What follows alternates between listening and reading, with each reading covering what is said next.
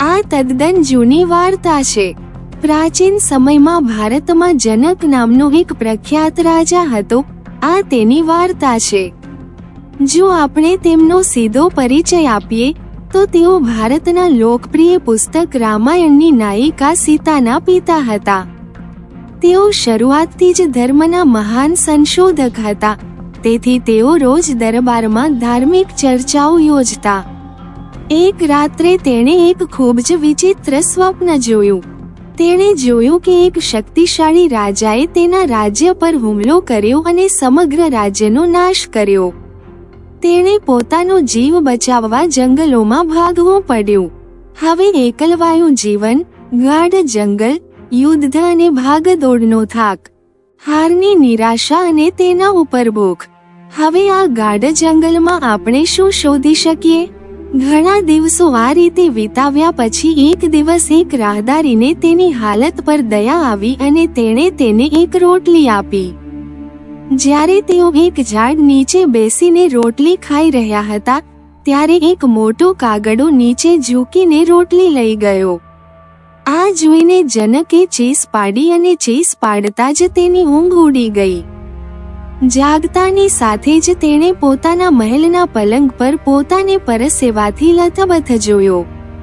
આ જોઈને જનક વિચારહીન થઈ ગયો.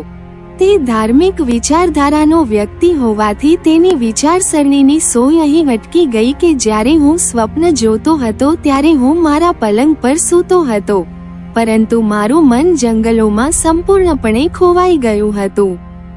હું દોડતો હતો, કાગડો રોટલી લઈને ઉડી ગયો હતો, હું ચીસો પાડીને પરસેવાથી લથબથ થઈ ગયો હતો.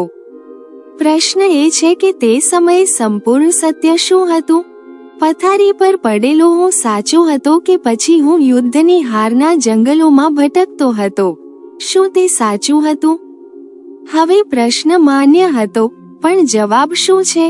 તે જ ક્ષણથી જનક જવાબ શોધવામાં મગ્ન બની ગયો. આ સિવાય તેને હવે બીજી કોઈ વાતનું ભાન નહોતું.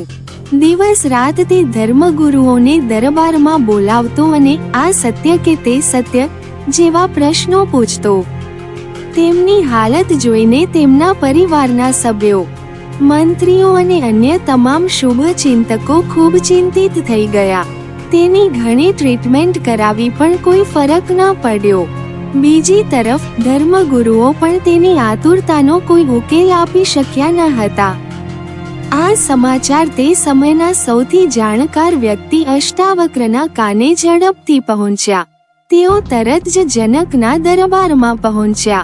સ્વાભાવિક રીતે જનકે અષ્ટાવક્રને એ જ પ્રશ્ન પુનરાવર્તિત કર્યો. અષ્ટાવક્ર તરત હસી પડ્યા અને બોલ્યા, મહારાજ, ન તો આ સત્ય કે ન તે સત્ય. જનક ચોંકી ગયો, કારણ કે અત્યાર સુધી જે લોકોએ કહ્યું હતું તે બધાએ જનકની એક યા બીજી અવસ્થા સાચી કહી હતી.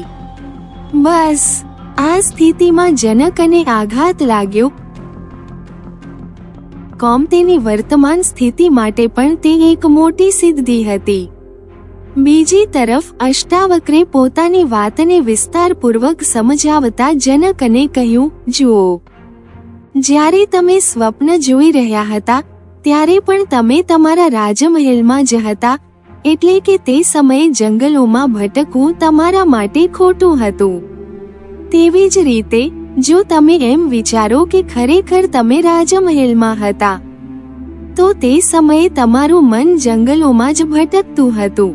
તેથી તે સમયે તમે મહેલમાં હોવ તે ખોટું હતું. જનકને વાત સમજાઈ ગઈ, પણ પછી તેની જિજ્ઞાસાએ નવી ઉડાન ભરી. તેણે તરત જ અષ્ટાવક્રને પૂછ્યું, તો પછી સત્ય શું છે? અષ્ટાવક્ર બોલ્યા, સત્ય તમારો નિરીક્ષક છે જે આ બંને ઘટનાઓ જોઈ રહ્યો હતો. તેને તેમાંથી કોઈ એક સાથે કોઈ લેવા દેવા ન હતી. આ સાંભળતા જ જનકની આંખો પહોળી થઈ ગઈ. જાણે તેને જીવનની દિશા મળી ગઈ હોય એવું લાગતું હતું.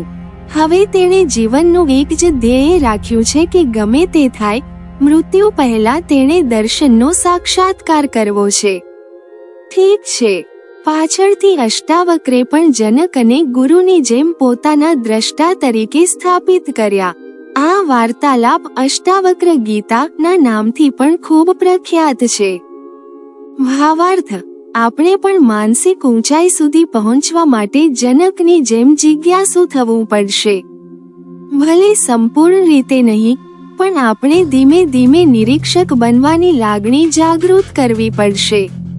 આપણે સમજવું પડશે કે સુખ, દુઃખ, ઊંચા નીચ, ધન, સ્વજનો, મિત્રો અને દુશ્મનો જ છે ના. આપણી પોતાની લાગણીઓના ઉતાર ચઢાવ પણ આપણા માટે બીજા છે. અમે ફક્ત તે બધાને જોવા જઈ રહ્યા છીએ. અમે તે વસ્તુઓમાંથી કંઈ નથી. તેથી વાસ્તવિકતા એ છે કે એવી કોઈ આંતરિક કે બાહ્ય ઘટના નથી કે જે આપણને અસર કરી શકે.